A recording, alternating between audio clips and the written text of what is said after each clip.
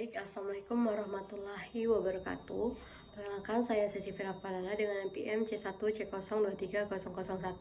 Jadi dalam kesempatan kali ini saya akan menjelaskan video terkait dengan pengaturan bersama di bab 12. Nah, dalam hal ini meliputi pembahasan terkait dengan yang pertama itu standar penguatan bersama, kemudian PSAK 66 yang mengatur mengenai pengaturan bersama, kemudian ilustrasi pengaturan bersamanya. Nah, jadi kita masuk ke pembahasan yang pertama, dimana perkembangan kita harus tahu dulu nih perkembangan PSAK mengenai pengaturan bersama ini. Jadi dalam pengaturan bersama ini awalnya itu adalah PSAK 39. Jadi yang pertama PSAK 39, kemudian itu diubah menjadi 12, kemudian yang terakhir sekarang itu di PSAK 66. Jadi sudah ada 3 kali revisi atau perubahan mengenai aturan PSAK terkait dengan pengaturan bersama. Kalau dalam PSAK 39 itu mengenai kerjasama operasi namanya. Di sana itu ada BOT dan juga BTO. Kemudian kalau di dalam bab PSAK 12 maksud saya itu pengendalian bersama namanya. Dan dalam sini, di dalam PSAK 12 mengenai pengendalian bersama itu meliputi pengendalian bersama operasi, kemudian pengendalian bersama aset, dan yang terakhir itu pengendalian bersama liabilitas. Dalam kalau dari sisi ISAK 12 juga itu mengenai pengaturan bersama entitas sampai dengan kontribusi aset non moneter oleh Venturer. Nah, kalau sekarang kita kan bisa tahu tuh PSAK 66 mengenai pengaturan bersama. Jadi namanya saja itu sudah berbeda kalau diperhatikan. Di 39 itu kerjasama operasi, di PSAK 12 itu pengendalian bersama, terus yang terakhir sekarang dikenal dengan pengaturan bersama dalam PSAK 66. Kalau PSAK 66 ini ada operasi bersama dan juga Ventura bersama. Kemudian kalau dalam PSAK kerjasama operasi di dalam PSAK 39, bentuk kerjasama operasi itu meliputi entitas hukum yang terpisah dengan entitas hukum partisipan. Jadi hukum terpisah dengan entitas hukum partisipan. Kemudian ada juga tanpa pembentukan entitas hukum yang terpisah. Kemudian terkait dengan pengoperasian aset kerjasama dapat dilakukan dengan bangun kelola serah atau BOT, kemudian ada bangun serah kelola BTO namanya. Kemudian kalau dilihat dari aset yang diserahkan dalam KSO dicatat oleh pemilik aset KSO sebesar biaya perolehan. Kemudian aset yang dibangun dengan didanai oleh investor itu dicatat oleh yang mengelola aset KSO tersebut. Kemudian kalau dilihat dari investor mencatat penyerahan aset KSO di akhir konsesi dengan menghapus seluruh aset kalau dalam PSAK 39 atau PSAK yang pertama. Kemudian PSAK 39 mengenai kerjasama operasi ini juga meliputi hak bagi pendapat atau hasil amortisasi oleh investasi. Kemudian kita lanjut ke dalam PSAK 12, dimana namanya tadi itu pengendalian bersama, yang sekarang sudah tidak berlaku lagi. Jadi di PSAK 12 ini pengendalian bersama itu adalah persetujuan kontraktual untuk berbagai pengendalian atas suatu aktivitas ekonomi, dan ada hanya ketika keputusan keuangan dan juga operasional strategis terkait dengan aktivitas tersebut mensyaratkan konsensus mutlak dari pihak-pihak yang berbagai pengendalian atau dikenal dengan istilah Venturer. Kemudian Ventura bersama adalah perjanjian kontraktual di mana dua atau lebih pihak itu menjalankan aktivitas ekonomi yang tunduk pada pengendalian bersama. Kemudian kalau dilihat dari PSAK 12 yang lama itu, perjanjian kontraktual itu ada investor yang punya non kontrol terhadap Ventura bersama, dan Ventura bersama ini terbagi menjadi dua Venturer namanya. Kemudian dalam perjanjian kontraktual kalau dari PSAK 12 ini ada 2 atau lebih venturer dan juga pengendalian bersamanya. Kemudian kita masuk ke dalam PSAK yang sekarang itu mengenai pengaturan bersama di dalam PSAK 66. Dan ini tuh mulai berlaku di tahun 2015 sampai dengan sekarang. Dimana PSAK 66 ini mengenai perubahan standar. Kalau dilihat di Ventura bersama PSAK 12 tadi itu, pengendalian bersama operasi mengakui aset atau liabilitas dan pendapatan atau beban sesuai dengan porsi. Namun kalau di pengaturan bersama menurut PSAK 66, operasi bersama itu adalah hak dan kewajiban atas aset atau liabilitas dengan mengakui aset atau liabilitas dan pendapatan atau beban sesuai porsi. Kemudian kalau mengenai pengendalian bersamanya, kalau di PSAK 12 itu mengakui aset atau liabilitas dan pendapatan atau beban sesuai dengan porsi. Kemudian kalau pengendalian bersama dari entitas 12 bersama entitas PSAK 12 itu pilihan antara konsolidasi proporsional dan juga metode ekuitas. Tapi kalau misalkan di PSAK 66, ventura bersamanya ini adalah hak atas aset menggunakan metode ekuitas. Jadi ada konsolidasi proporsional yang dihapus. Kemudian terkait dengan pengaturan bersama dan PSAK 66 ini mengadopsi seluruh pengaturan di dalam IFRS nomor 1. Jadi ada IFRS nomor 1. IFRS nomor 1. Ini di PSAK 66 setara dengan IFRS nomor 1. Nah, kemudian kalau dilihat dalam IFRS nomor 11 di mana joint arrangement per 1 Januari 2013 itu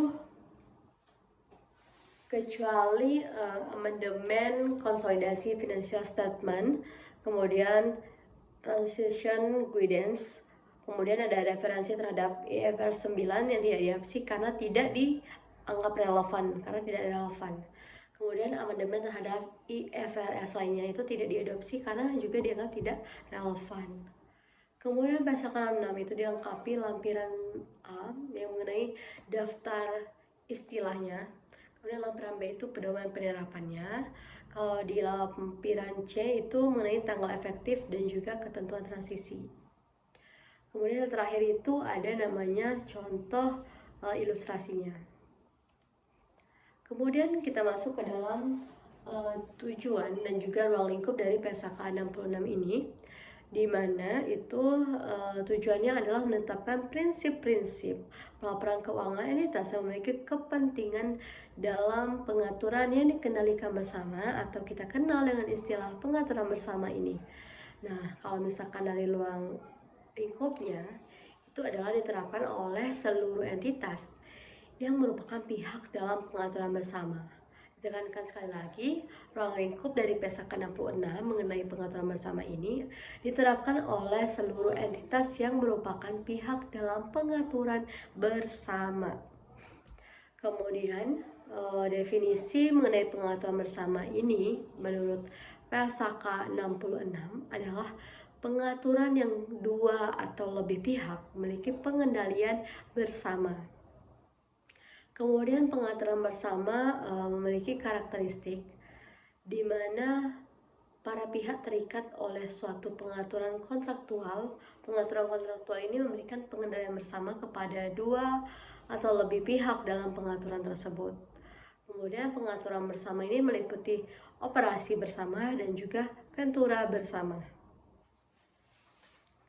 Kemudian kalau definisi dari ventura bersama itu adalah sama seperti operasi bersama, di mana tadi kalau untuk pengertian operasi bersama, pengaturan yang mengatur bahwa para pihak memiliki pengendalian bersama atau pengaturan tersebut terhadap liabilitas maupun juga asetnya.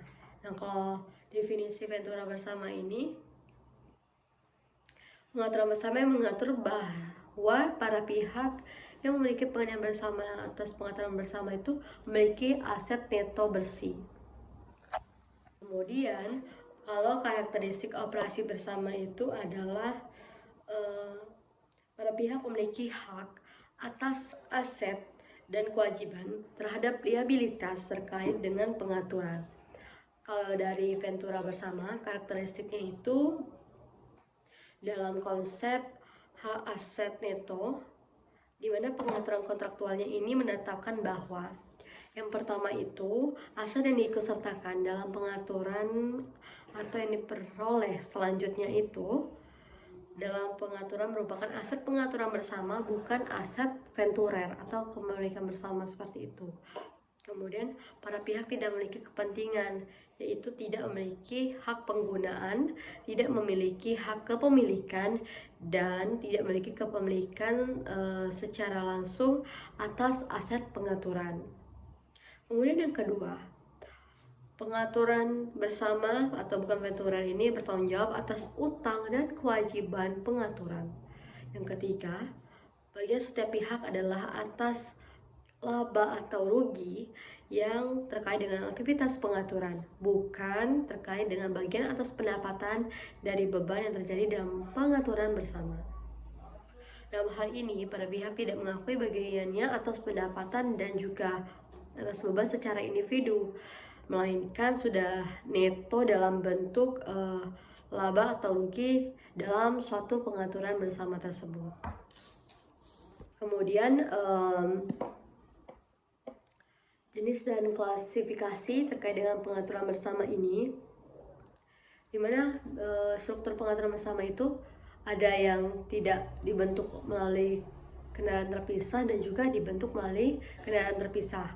Kalau dibentuk melalui kendaraan terpisah, itu entitasnya harus mempertimbangkan 3 hal. Yang pertama itu bentuk hukum kendaraan terpisah, dan yang kedua itu ada persyaratan pengaturan kontraktual, dan yang terakhir ketika relevan fakta dan keadaan lain. Kalau tidak dibentuk melalui kendaraan terpisah, itu adalah operasi bersama tadi. Sedangkan kalau dibentuk melalui kendaraan terpisah, itu adalah ventura bersamanya. Kemudian jenis pengaturan bersama. Nah, jadi entitas itu menentukan jenis pengaturan bersama yang entitas tersebut terlibat juga di dalamnya. Klasifikasi pengaturan bersama sebagai operasi bersama atau ventura bersama tergantung pada hak dan juga kewajiban para pihak dalam pengaturan tersebut. Kemudian operasi bersama adalah pengaturan yang mengatur bahwa para pihak yang memiliki pengendalian itu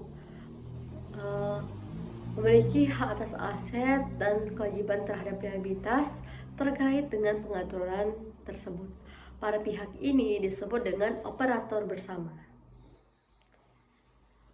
Kemudian kalau dalam ventura bersama, pengukuran bersama yang mengatur bahwa para pihak yang memiliki pengendalian bersama atas pengaturan memiliki hak atas asetnya, itu pengaturan tersebut.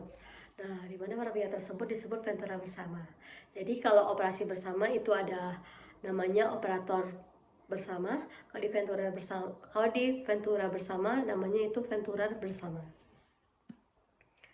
Kemudian jenis dan klasifikasi pengaturan bersama, di mana klasifikasi ini harus merefleksikan hak dan juga kewajiban para pihak dalam pengaturan. Artinya pengaturan bersama adalah pengaturan yang 2 atau lebih pihaknya memiliki pengendalian bersama. Kalau di dalam operasi bersama memiliki hak atas aset dan kewajiban atas liabilitas dari pengaturan, kalau di ventura bersama memiliki hak atas aset neto dari pengaturan. Jadi, kalau di operasi bersama, setiap operator bersama itu mengakui aset liabilitas beban pendapatan miliknya dan bagiannya atas aset liabilitas beban yang pendapatan tersebut. Kalau di ventura itu metodenya adalah metode ekuitas.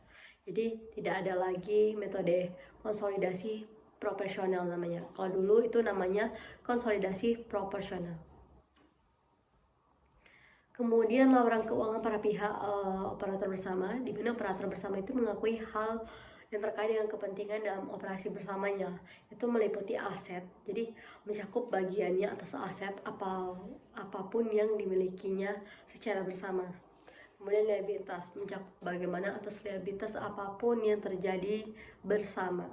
Kemudian kalau dari pendapatan dari penjualan, bagiannya atas output yang dihasilkan dari operasi bersama atas penjualan tersebut. Kemudian bagiannya atas pendapatan dari penjualan output oleh operasi bersama. Dan yang terakhir itu beban. Beban ini mencakup bagiannya atas beban apapun yang terjadi secara bersama-sama. Kemudian laporan keuangan para pihak mengenai Ventura bersama, mengakui kepentingannya dalam Ventura bersama sebagai investasi dan juga mencatat investasi tersebut dalam menggunakan metode ekuitas sesuai dengan PSAK 15, di mana investasi pada entitas asosiasi dan juga Ventura bersama ini kecuali entitas dikecualikan dari penerapan metode ekuitas seperti yang ditentukan dalam pernyataan. Kemudian tanggal efektif dan juga ketentuan mengenai transisi. Pernyataan efektif untuk periode tahun buku yang dimulai pada atau setelah 1 Januari. Sedangkan ketentuan transisi itu ketika pernyataan ini pertama kali diterapkan. Dan juga entitas hanya perlu menyajikan informasi kuantitatifnya sebagaimana yang telah disyaratkan oleh PSAK 25 untuk periode tahun buku yang terdekat sebelum periode tahun buku penerapan pertama kali di dalam PSAK 66. Kemudian kalau Ventura bersama itu ada ketentuan transisi dari metode konsolidasi proporsional ke metode ekuitas. Ketika berubah dari metode yang tadinya konsolidasi proporsional sekarang menjadi ke metode ekuitas, entitas ini mengakui investasinya dalam Ventura bersama. Nah, di mana pada awal periode itu sejalan paling awal. Kemudian kalau untuk akuntansi penjualan atau kontribusi kepada operasi bersama, itu ketika operator bersama itu melakukan transaksi dengan operasi bersama, artinya penjualan atau kontribusi aset transaksi dengan pihak lain. Operator bersama mengakui keuntungan atau kerugian transaksi tersebut sebatas kepentingan para pihak lain dalam operasi bersama. Kemudian kalau ketika transaksi tersebut memberikan bukti pengurangan, maksudnya atas nilai realisasi neto aset yang akan dijual atau kontribusi kepada operasi bersama, maka bukti rugi penurunan nilai aset tersebut dan juga kerugian tersebut diakui sepenuhnya oleh operator bersama tadi. Kemudian akuntansi untuk pembelian aset dari operasi bersama. Ketika operator bersama itu melakukan yang namanya transaksi dengan operasi bersama, artinya kan ada pembelian aset.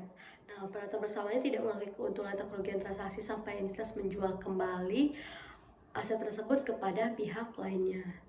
Kemudian ketika transaksi tersebut memberikan bukti adanya misalnya pengurangan atas realisasi neto aset yang akan dibeli atau misalnya bukti rugi penurunan nilai aset tersebut, maka operator tersebut mengakui adanya kerugian atas bagian tersebut.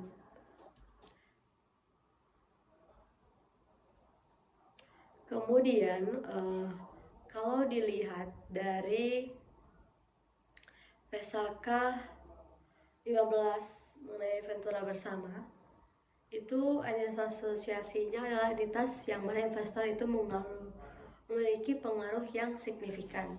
Kemudian kalau Ventura bersamanya, pengaturan bersama yang para pihaknya memiliki pengendalian bersama atas pengaturan memiliki hak atas aset neto dari pengaturan. Kemudian kalau dilihat dari metode ekuitasnya, itu metode akuntansi di mana investasi awalnya itu dicatat sebesar harga perolehan. Kemudian kalau yang selanjutnya itu disesuaikan atas perubahan pasca perolehan. Jadi maksudnya itu ada laba atau rugi dan juga penghasilan komprehensif lainnya. Lalu yang terakhir mengenai PSAK 67 untuk pengungkapan Ventura bersama, dimana kalau dari sisi materialnya ya, Entitas mengungkapkan secara gabungan nilai tercatat atas kepentingannya dalam seluruh ventura bersama atau entitas asosiasi yang secara individual tidak material yang dicatat menggunakan metode ekuitas. Kemudian entitas ini juga mengungkapkan secara terpisah nih jumlah gabungan dari bagian entitas dalam ventura bersama atau entitas asosiasi atas beberapa hal, yaitu meliputi yang pertama itu laba atau rugi dari operasi yang dilanjutkan, kemudian laba atau rugi setelah pajak dari operasi yang dihentikan, kemudian penghasilan komprehensif lain, kemudian yang ada total penghasilan komprehensif, dan yang terakhir itu entitas memberikan pengungkapan secara terpisah untuk ventura bersama dan juga entitas asosiasi tadi. Kemudian setelah kepentingan entitas dalam entitas anak, ventura bersama atau entitas asosiasi ini diklasifikasikan sebagai dimiliki untuk dijual sesuai dengan PSAK, maka entitas tidak disyaratkan untuk mengungkapkan ringkasan laporan keuangan untuk entitas anak atau bahkan untuk ventura bersama atau bahkan untuk entitas asosiasinya. Mungkin itu saja yang dapat saya sampaikan. Lebih kurangnya saya mohon maaf. Wabillahi taufiq wal hidayah. Wassalamualaikum warahmatullahi wabarakatuh.